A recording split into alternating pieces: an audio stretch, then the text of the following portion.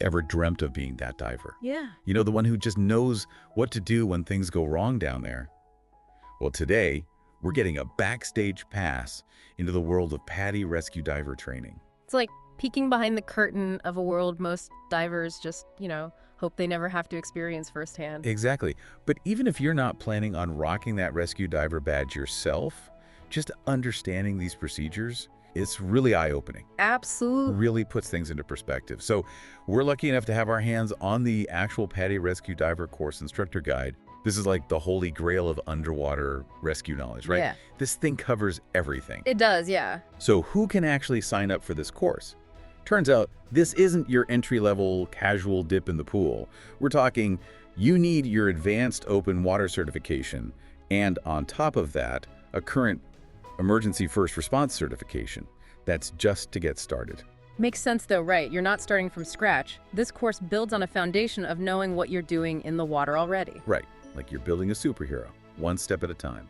And speaking of essential skills, one requirement really jumped out at me. You have to have completed the underwater navigation adventure dive from the advanced open water. That's huge, and I think people underestimate that sometimes, right? It's not just a check in the box. If you think about it, if you're in the middle of a rescue, low visibility, heart's racing, that's when disorientation can turn dangerous, not just for the person who needs rescuing, but, for the rescuer too. It's easy to overlook that mental aspect of diving under pressure. Yeah, for sure. And that's where this training is so important. Knowing how to navigate, even when you can't see clearly, that can be the difference between finding a missing diver and wasting precious time, searching in the wrong spot. Now, when it comes to actually finding a missing diver, the guide talks about different depth limits for the different rescue exercises. Like, for example, helping a distressed diver underwater. That's at a shallower depth than practicing with an unresponsive diver. So why is that? Well, like anything else, you don't jump into a marathon without training, right? So it's the same principle here. The deeper you go, the more complex the situation becomes. Air supply, pressure changes, Right. decompression, illness, all these things become more serious. So they're introducing layers of difficulty as you go to make sure divers are fully prepared. Okay, let's talk about the rescue simulations. This is where it gets real, right? This is where the training really gets interesting. So walk me through this. They basically take these realistic diving accident simulations and put the diver's skills to the test. Exactly. So it's a controlled environment where they can use everything they've learned, but they're doing it under stress, because it's one thing to do it on a calm day at your local dive site. It's another thing when, the adrenaline's pumping. Yeah, it's like bridging that gap between knowing and doing. So what kind of scenarios are we talking about here? Well, picture this, okay? You're on a dive, your buddy signals they're low on air. You start to approach and you see it in their eyes, panic. They're thrashing about, struggling to control their buoyancy. Oh, that's terrifying. What do you even do in that situation? And that's what this training is for. You learn to stay calm, you assess the situation, and then you react based on your training. So in this case, you'd use techniques for approaching a panicked diver, calming them down, sharing air, and then making a controlled ascent together. So how do they even begin to prepare someone for that? Well, they break it down, right? Each exercise focuses on a different skill, approaching safely, releasing yourself if you get grabbed, all these things. It's about building that toolkit of life-saving techniques. It's like learning a whole new language, but instead of hello, it's don't worry, I've got you. Yeah. So what's the first phrase in this rescue vocabulary they're learning? Well, the training starts with assisting a tired diver at the surface. Sounds simple enough, right? But even that, you'd be surprised there's a right way and a wrong way to do it. I can imagine, yeah. It's not just about, lending a hand. It's about doing it without putting yourself at risk, too. Exactly. Because a tired diver can easily become a panic diver if you make a wrong move, right? So suddenly, instead of one problem, you've got two.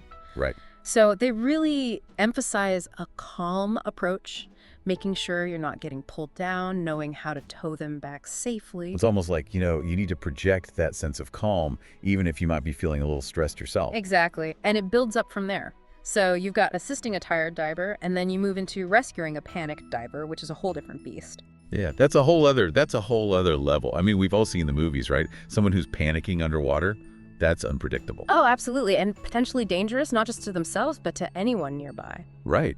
They're fighting their instincts, their gear. Sometimes common sense goes right out the window. And that's where this training is so crucial, because they teach you how to approach without getting grabbed or pulled under, how to break free if you do get caught, how to calm that person down so you can get them back to the surface safely. Do they actually get in the water and practice this? Oh yeah, they simulate these scenarios in a controlled environment. Wow. So, they'll practice approaching with a quick reverse kick, staying just out of reach, trying to make eye contact, little things like that to build some trust. That's amazing. It's like thinking on your fins. So you've got tired divers, panic divers. What other situations are they prepping for? Well, the guide goes into responding to divers in distress from different locations. Okay. So from the shore, a boat, even a dock. Right, because each one of those would be a totally different, skill set almost. Exactly. So you've got your basic reaches and throws, and then you move into water entries, swim assists, all sorts of things. They even go into assisting an unresponsive diver at the surface. Wow. They really don't mess around with this training, huh? Well, it has to be thorough because, seconds count in an emergency. There's no time to hesitate or second guess yourself. No, absolutely not. We've been talking a lot about assisting at the surface, but the guide also talks about, distressed divers underwater. Mm-hmm. And that just seems like a whole other, level of complication. Absolutely, yeah. Because now you're dealing with your own air supply. The potential for them to panic underwater, buoyancy control becomes even more critical. Yeah, so what are some of the things that they focus on with those underwater rescues? Well, recognizing the signs is a big one. Is the diver overexerted? Are they entangled? Are they having equipment problems? And then, of course, you have to know how to approach calmly, assess the situation, provide assistance. They even simulate an out-of-air emergency.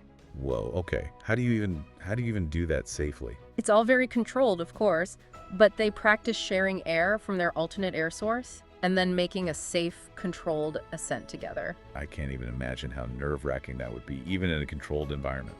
Oh, for sure. It really highlights how important it is to trust your training and trust your buddy. Absolutely. So, yeah, it's all about staying calm, sharing that air, making sure you both get up safely. A lot to think about. Yeah, that's a lot. It makes you realize just how much pressure is on a rescue diver in those situations. Oh, yeah, it's a huge responsibility, but that's why they make the training so thorough, right? They're Yeah. literally equipping those divers with the skills and the confidence to handle those intense situations. So we've covered distressed divers, panic divers, even rescuing someone who's, completely lost it underwater. Mm-hmm. But what happens when someone goes missing? Completely missing? That's a whole other ballgame, right? Oh, absolutely. That's where the real detective work comes in. Right. And the guide, it actually dedicates a good chunk to this whole process of searching for a missing diver. So it's not just jump in and start looking around. No. This is systematic. We're talking search patterns. You have to consider the visibility, the currents, where they were last seen, even their experience level, right? Are they likely to have tried to swim back? Things like that. It's like piecing together a puzzle, but underwater, and the clock is ticking. So you find the diver. Okay. They're unresponsive. What happens next? Well, now you have to get them to the surface, and that's another delicate process because you can't just yank them up. Right. The guide goes through the procedures for surfacing an unresponsive diver, and it all comes down to buoyancy control. So how do you even begin to do that? How do you bring someone up who's unresponsive? So they teach you how to use your own buoyancy, and then also how to use controlled positive buoyancy techniques.